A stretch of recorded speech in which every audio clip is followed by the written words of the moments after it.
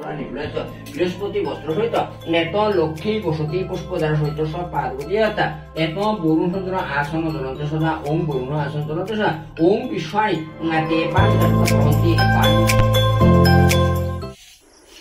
এয়া হৈছে আমাৰ ঘৰৰ সন্মুখৰ পৰিৱেশ আৰু এতিয়া সময় হৈছে প্ৰায় 6:30 মইতো ইমান সোনকালে কেতিয়াও সাৰ নাপাওঁ কিন্তু আজি উঠিব লগা হ'ল।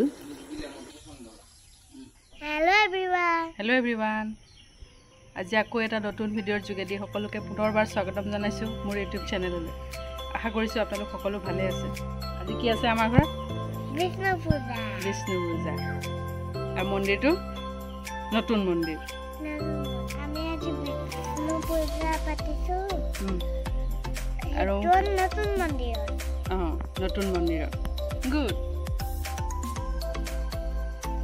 আমাৰ আচলতে মন্দিৰটো নতুনকৈ বনোৱা হৈছিল আৰু যিহেতু আমাৰ ঘৰত এটি শ্ৰী বিষ্ণুৰ প্ৰতিমূৰ্তি আছে, আজি সেই মূৰ্তিজনাকে মন্দিৰত স্থাপন কৰিব আৰু লগতে এভাগ বিষ্ণু পূজাও পাতিব।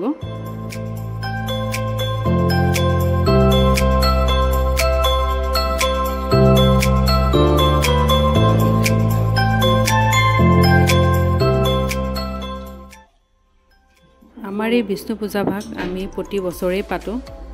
যোৱা 3-4 বছৰৰ পৰা আমাৰ পতা হোৱা নাছিল, যিহেতু নতুনকৈ বনোৱা হৈছে ঘৰটো আৰু লগতে মন্দিৰটো, সেইকাৰণে তেনেকৈ পতা হোৱা নাছিল।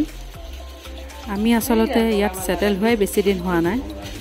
আমি দেউতাৰ কৰ্মসূত্ৰে যোগীঘোপাত আছিলোঁ, তাত কিন্তু এই পূজা ভাগ আমি প্ৰতি বছৰেই পাতিছিলোঁ আৰু মা দেউতাৰ মুখত শুনা মতে আমি যোৱা 25 বছৰৰ পৰাই পাতি আহিছোঁ। তাক দেখাম।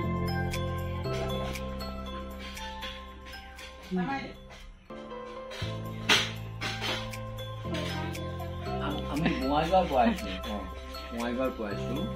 বঙাইগাঁও অভয়পুৰীৰ পৰা আমি দুজন চলন্তাৰ পৰা পঢ়াইছি। আমি আজি তেজপুৰ আহি পাইছোঁ। আমি বিষ্ণু মন্দিৰ নতুনকৈ মাইনাৰ মন্দিৰটো লগোৱা হৈছোঁ।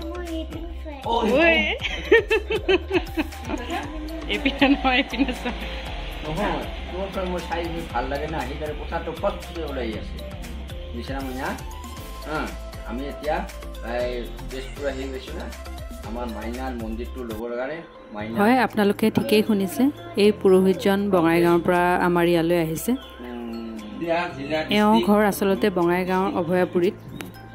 আমি যোগীঘোপাত থাকোঁতে এওঁৱেই প্ৰতি বছৰে আমাৰ পূজা ভাগ কৰিছিলে আৰু তেওঁৰ লগত অহা দেউৰীজনো বঙাইগাঁৱৰে হয়। যিসকল বঙাইগাঁও যোগীঘোপাৰ ভিউৱাৰ্ছ আছে তেওঁলোকে চাগে এওঁক চিনি পাইছেই ভালকৈ। যিহেতু ঘৰত পূজা, ময়ো চাদৰ মেখেলাযোৰ পিন্ধি ল'লোঁ। এয়া পুৰোহিতে প্ৰায় আৰম্ভ কৰিছেই।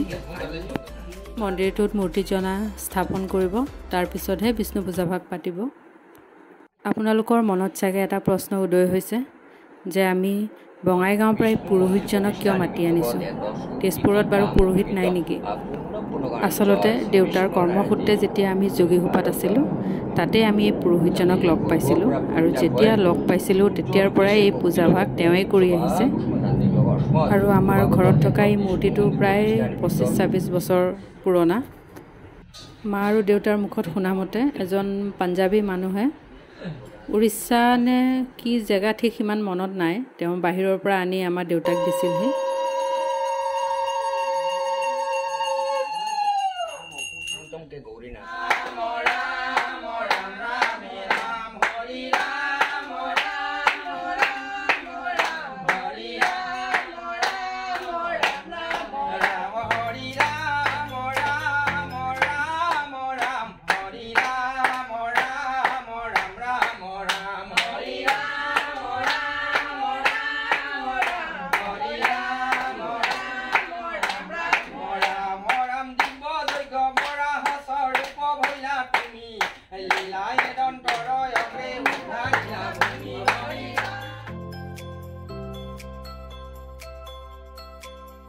এতিয়া আহোঁ মেইন কথালৈ, এওঁকে এনেও কিয় মাতিলোঁ।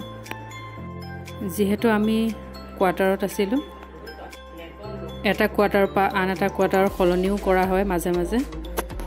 সেইকাৰণে সদায় অস্থায়ীভাৱে এটা মন্দিৰ সাজি লোৱা হৈছিল আৰু দেউতাৰ সপোন আছিল যেতিয়া তেওঁ নিজাকৈ এখন ঘৰ বনাব তেতিয়া এই মূৰ্তিজনাৰ বাবে এটা মন্দিৰ সজাব আৰু যেহেতু সদায় এই পুৰোহিতজনেই পূজাভাগ কৰে সেইকাৰণে তেওঁ হাতেৰেই মূৰ্তিটো স্থাপন কৰিব বুলি দেউতাই তেওঁক মাতি আনিছে আৰু পুৰোহিতজনেও মনৰ পৰা বিচাৰিছিল যে তেওঁ এদিন আমাৰ ইয়ালৈ আহিব আৰু এই মূৰ্তিটো এটা মন্দিৰত স্থাপন কৰিব আৰু তেওঁৰ মুখৰেই শুনিছিলোঁ তেওঁ যেতিয়া ইয়াৰ পৰা উভতি গৈছিল তেওঁ মোক কৈ গৈছিল যে তেওঁ মনত বহু আশা আছিল ইয়ালৈ আহিব বুলি আৰু ঈশ্বৰে সেই আশা তেওঁ পূৰণ কৰিলে আৰু তেওঁ কৈ গৈছিল এয়াও আচলতে ভগৱানৰে ইচ্ছা যিসকলে ভগৱানক বহুত বিশ্বাস কৰে তেওঁলোকে হয়তো মোৰ এই কথাখিনি অনুমান কৰিব পাৰিছে আৰু আমাৰ এই পূজাভাগ দিনৰ প্ৰায় 2 মান বজাত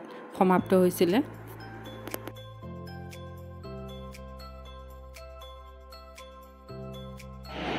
এয়া বিদায় পৰ্ব তেওঁলোকৰ বিশেষ কিবা অসুবিধাৰ বাবে তেওঁলোকে সেইদিনাই উভতি গৈছিল আৰু দেউতায়ো তেওঁলোকক বিদায় দি মনত এটা শান্তি অনুভৱ কৰিছিল আৰু তেওঁ বৰ আনন্দ পাইছিল তেওঁক দেখি হয়তো আমিও অনুমান কৰিব পাৰিছিলোঁ কিন্তু সেইদিনা সকলোৰে অকণমান মনটো বেয়া লাগিছিল আমাৰ দাদাৰ কাৰণে আৰু দাদাও কৰ্মসূত্ৰে বাহিৰত থাকে আৰু সেইদিনাখনেই তেওঁ আহি পোৱাৰ কথা দিনটো অকণমান সালসলনি হোৱাৰ বাবে সেইদিনা তেওঁ ৰাতিপুৱা আহি নাপালেহি হেল্ল' গাইজ মই এতিয়া মোৰ পাপাক আনিব যাম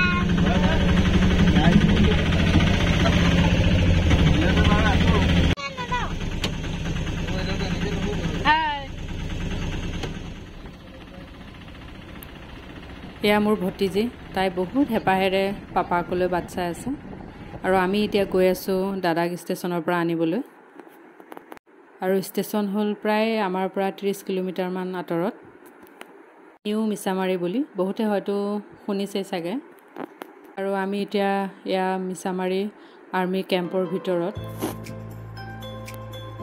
এই জেগাখিনিৰ পৰিৱেশটো সঁচাই বৰ ভাল লাগে আৰু আপোনালোকৰ কোনোবাই যদি এই তেজপুৰৰ মিছামাৰীৰ আৰ্মি কেম্পটোলৈ যদি গৈছে কমেণ্টত জনাবচোন মই কিন্তু ইয়াৰ পৰিৱেশটো বহুত ভাল পাওঁ আপোনালোকে কেনেকুৱা পায় কমেণ্টত জনাবচোন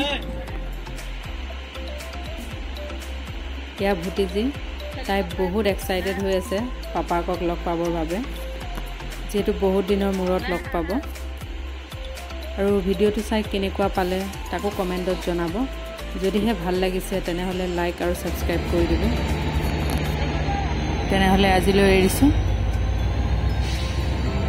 পুনৰ লগ পাম এটি নতুন ভিডিঅ'ত সকলো ভালে থাকক চ' বাই বাই